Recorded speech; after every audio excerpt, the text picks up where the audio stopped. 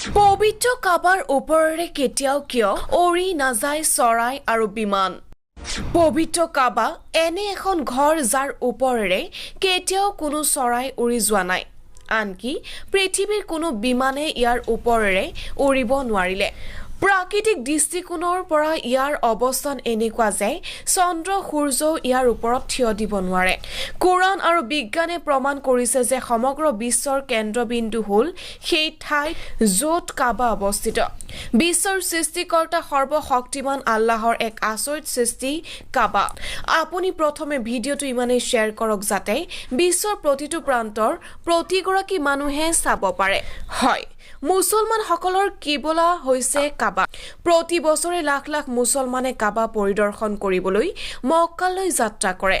পৃথিৱীত প্ৰথম ঘৰ আছিল কাবা, যিটো আল্লাহৰ অজ্ঞাত ফিৰিস্তাই নিৰ্মাণ কৰিছিল।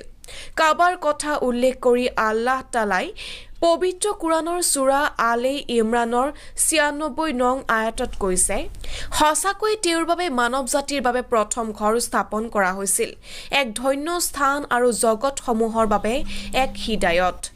নিঃসন্দেহে মানৱ জাতিৰ বাবে নিযুক্তি দিয়া প্ৰথম সদনটোৱে হৈছে এই সদন, যিটো মক্কাত অৱস্থিত আৰু ই সমগ্ৰ বিশ্বৰ জনসাধাৰণৰ বাবে এক পথ প্ৰদৰ্শন আৰু আশীৰ্বাদ।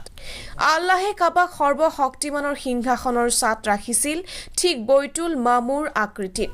হজৰত আদম আলাইহিছসালাম আৰু বিবি হাৱা আলাইহিছসালাম দুয়োজনেই ইবাদতৰ বাবে মছজিদৰ বাবে সৰ্বশক্তিমান আল্লাহৰ ওচৰত প্ৰাৰ্থনা কৰিছিল। সৰ্বশক্তিমান আল্লাহে তেওঁলোকৰ নামাজ গ্ৰহণ কৰি বৈতুল মামুৰৰ আকৃতিত পবিত্ৰ কাবা প্ৰতিষ্ঠা কৰিছিল। ইয়াত হজৰত আদম আলাইহিছসালামে সন্তুষ্ট অন্তৰেৰে আল্লাহৰ ইবাদত কৰিছিল। বহুতৰ মতে আল্লাহ তালাই মানুহ সৃষ্টিৰ বহুত আগতেই কাবা সৃষ্টি কৰিছিল। হাফচিৰ পণ্ডিত মাজাহিৰে কৈছে, আল্লাহে ২০০০ বছৰ আগতে সমগ্ৰ পৃথিৱীৰ পৃষ্ঠৰ পৰা আল্লাহৰ ঘৰৰ স্থান সৃষ্টি কৰিছিল। মুছলিম ভাষাৰ হাদিছত হজৰত আবু ধৰ গিফাৰীয়ে বৰ্ণনা কৰিছে যে ৰাছুলুল্লাহ সাল্লাল্লাহু আলাইহি ওয়াসাল্লামে এটা প্ৰশ্নৰ উত্তৰত কৈছিল যে পৃথিৱীৰ প্ৰথম মছজিদ হ'ল মছজিদ আল হাৰাম, পৰৱৰ্তী মছজিদ হৈছে আল আকছা মছজিদ।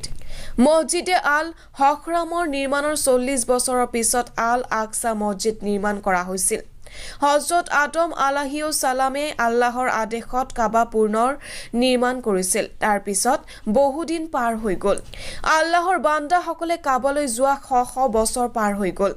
এই কাবাত তেওঁলোকে আল্লাহৰ ইবাদত কৰিবলৈ গোট খাইছিল।